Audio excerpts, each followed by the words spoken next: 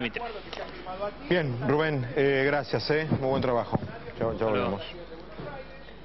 Bueno, nos presentamos nuevamente. ¿Qué tal? Bueno, Feynman, ¿cómo le va? ¿Bien? Muy bien. ¿Todo bien? Creo que es la mejor noticia que podíamos llevarle a los porteños, ¿no? A los porteños, a miles de personas que vienen del Gran Buenos Aires, justamente a la capital federal, llegan hasta la capital, se toman un subte y se transportan por la ciudad de Buenos Aires. Cerca de 1 millón de personas durante estos 10 días sufrieron profundamente una pelea entre el gobierno nacional y el de la ciudad de Buenos Aires, entre los metrodelegados y la UTA, entre metrovías y subtes de Buenos Aires. Con el agregado de que aquellos que no utilizamos subte habitualmente, recibimos las consecuencias de que quienes lo hacen sí en forma diaria, no lo pueden hacer. Entonces se genera en una ciudad como Buenos Aires un problema muy serio, una ciudad que de por sí ya tiene gravísimos problemas de transporte y de tránsito, donde en una avenida a determinadas horas del día, horas clave, falla un carril, se arman enormes demoras. Imagínense durante 10 días el paro más largo de la historia de los subtes, un paro que a mí todavía no me queda claro por qué. Sí coincido con vos, unas diferencias entre el gobierno nacional y el gobierno de la ciudad, pero la propia resolución del conflicto explica que no se entiende dónde ha estado el conflicto. Digo, en lo que tiene que ver con el propio subte, porque si finalmente era 23% la cuestión salarial, o 24, 22 o 25, y por eso 10 días sin subte, no tenemos otra metodología que para discutir las cosas que no sea parando un servicio público durante 10 días. Por ahí el motivo lo pueden explicar dos legisladores que están aquí con nosotros, que bueno, son Francisco Quintana, legislador por el PRO, y María José Lubertino, legisladora por el Frente para la Victoria. A los dos, muy buenas noches. Buenas noches. Y si tienen ganas de contarnos por qué el conflicto de 10 días y la gente tuvo que sufrir, con todo gusto. Bueno, en primer lugar, Eduardo, hacer tuyas las palabras acerca de que efectivamente estamos dando la mejor noticia que le podemos dar no solo a los porteños, sino también a los miles de usuarios que todos los días vienen de la región metropolitana. Así que celebrar el acuerdo que sin embargo para nosotros llega tarde producto de la irracionalidad que han tenido algunas de las partes en este conflicto, en particular los metrodelegados y sobre todo, diría yo, la falta de compromiso del gobierno nacional en encontrar una solución. Y digo falta de compromiso porque, como vos bien sabés, en algunos conflictos que guardan cierta similitud, el accionar del Ministerio de Trabajo de la Nación ha sido absolutamente distinto. Basta remitirnos, por ejemplo, al último conflicto de aerolíneas para recordar que el Ministerio de Trabajo, a través del ministro Tomada, tardó solamente 2 días en dictar la conciliación obligatoria, o la actitud que tomaron con el hasta hace muy poco principal aliado del kirchnerismo, como es Hugo Moyano, y en particular su hijo Pablo, con el reciente conflicto en el bloqueo de YPF, donde no solo tomaron medidas en el ámbito estrictamente laboral, sino que hasta enviaron a la Gendarmería. Sin embargo, en este caso, cuando se afectó cerca de 1 millón de personas, el gobierno nacional decidió mirar sistemáticamente para otro lado, y gracias a la indicación de una jueza es cuando interviene la ciudad. Recién escuchábamos al subsecretario de Trabajo. Pero además nosotros decimos, esto se explica, y era una de las preguntas que hacía recién Fabián, esto se explica desde entender que esto es un conflicto que ya no tiene que ver con el servicio de subterráneos en general, ni un conflicto gremial en particular, sino que tiene que ver con la política. Una vez más se metió la política, como se metió a principio de este año cuando unilateralmente se retiró la Policía Federal de las escuelas y de los hospitales, se metió la política como se metió la semana pasada cuando se votó el retiro de los depósitos judiciales de un banco público, de un banco social como es el Banco Ciudad, para ser destinados al Banco de la Nación, y se metió ahora cuando el gobierno nacional decide mirar para otro lado y decide olvidarse de la gente. Así que en ese sentido nosotros lo explicamos básicamente desde un gobierno nacional que ha decidido sistemáticamente perseguir y amedrentar a aquel que piensa distinto.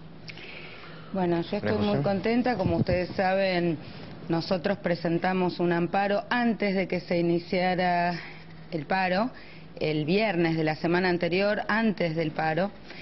Nuestro objetivo era fundamentalmente que se dictara de manera urgente una medida cautelar, y debo reconocer el trabajo del juzgado, la voluntad, el empeño durante 3 días en el juzgado, pero finalmente fue nuestra medida cautelar la que obligó a que el gobierno de la ciudad tuviera que hacerse cargo de la negociación en la órbita de la Subsecretaría de Trabajo de la ciudad. El amparo no termina aquí.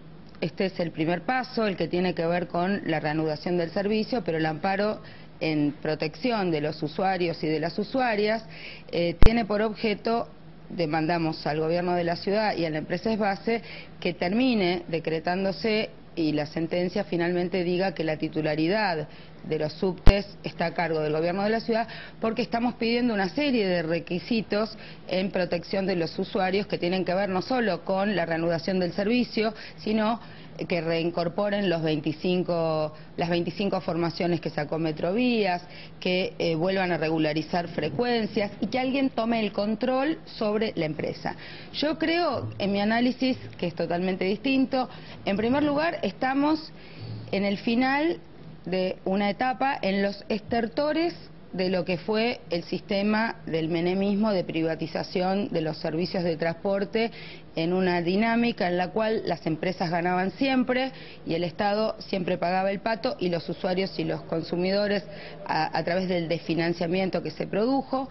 Hubo distintos momentos, distintas etapas. Entiendo que ha habido inversiones desde el gobierno de Néstor Kirchner, desde el gobierno de Cristina, aunque esto no sea suficiente.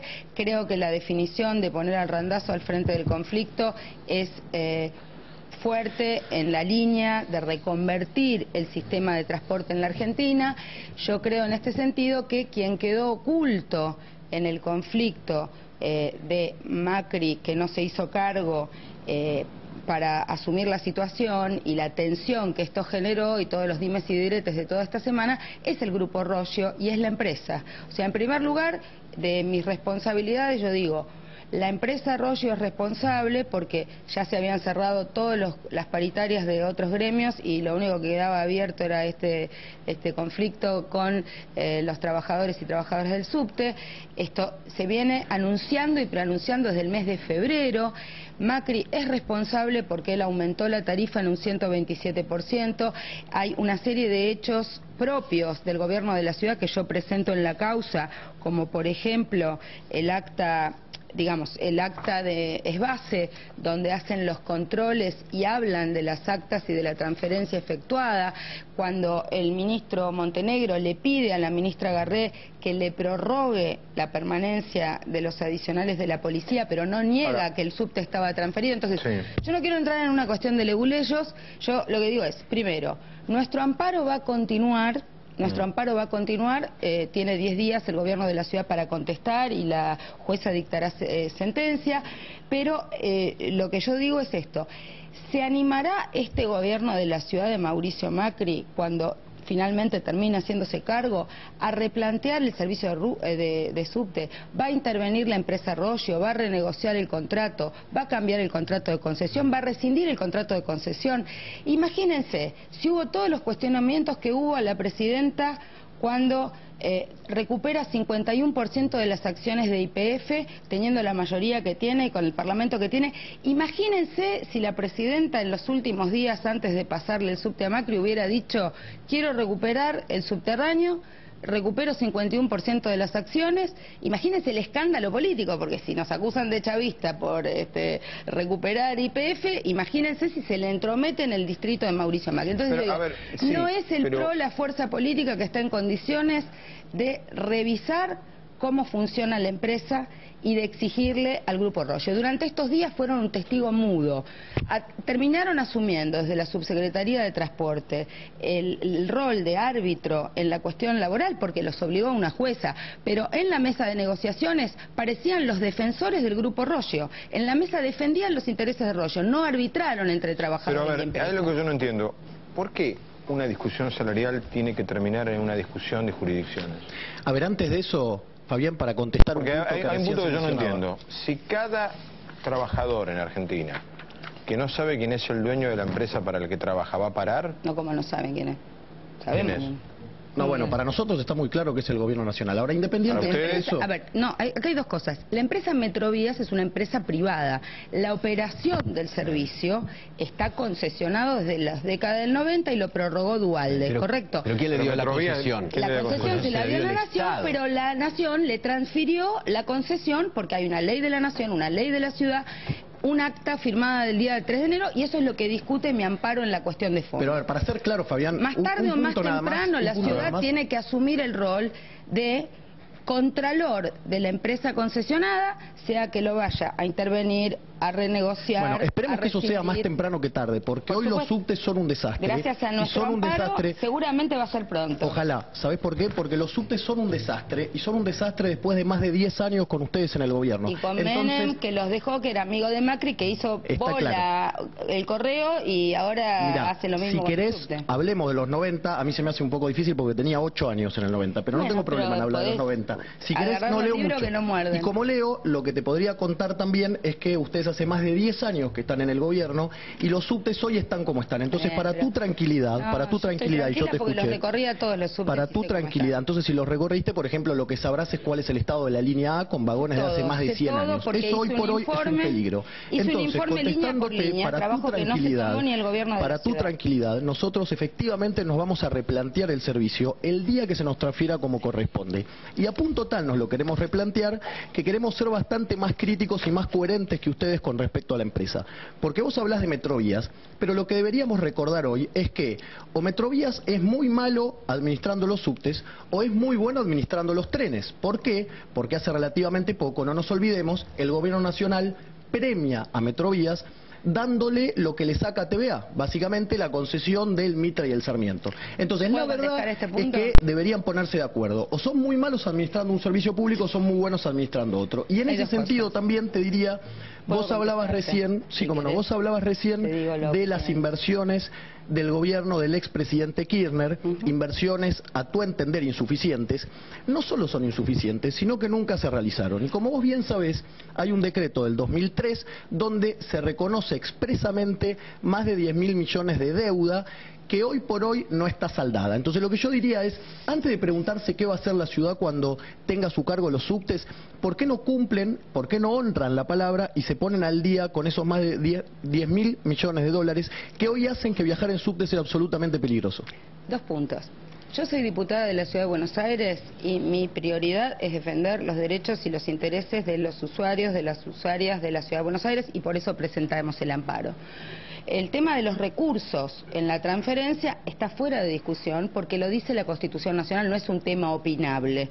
Lo que yo dije y digo en todo momento es, primero, acepten la transferencia y digan, aumento la tarifa porque tengo el poder de policía laboral, tengo el poder de controlar a la empresa y después, si hay una discusión sobre cuánto es la inversión, cuáles son las diferencias y las cuentas, que hasta ahora no hemos logrado en una sola mesa que se crucen esos datos. Los datos que yo tengo son que el Gobierno Nacional invirtió, según y conforme ejecución presupuestaria del presupuesto nacional, 19.900 millones en lo que va del 2008 al 2011, que son los datos que yo puedo corroborar, y el Gobierno de la Ciudad en lo que va del 2008 al 2011, datos de ejecución presupuestaria del Gobierno de la Ciudad, empresas base y Gobierno Central, ejecutó menos de 18 millones. Lo que yo estoy diciendo es, se pueden controlar las obras, obra por obra, acuerdo por acuerdo, vagón por vagón. Lo que no se puede discutir es que si vos tenés la voluntad de resolver ese conflicto y además, verdaderamente, la empresa hace caja, le dieron el 127% de aumento y ahora no quería seguir discutiendo la paritaria, pero lo que la empresa no quería era ni siquiera absorber un ápice del déficit financiero que Macri le generó cuando aumentó desencajadamente de otros servicios. Los tenemos que interrumpir porque llegaron los metrodelegados que comienza... Exactamente, está Janina Álvarez. Janina. A Hernán Lirio, ¿Qué tal, cómo va? Exactamente, gracias Eduardo. Acaban de llegar los metrodelegados, allí está Roberto Pianelli, Néstor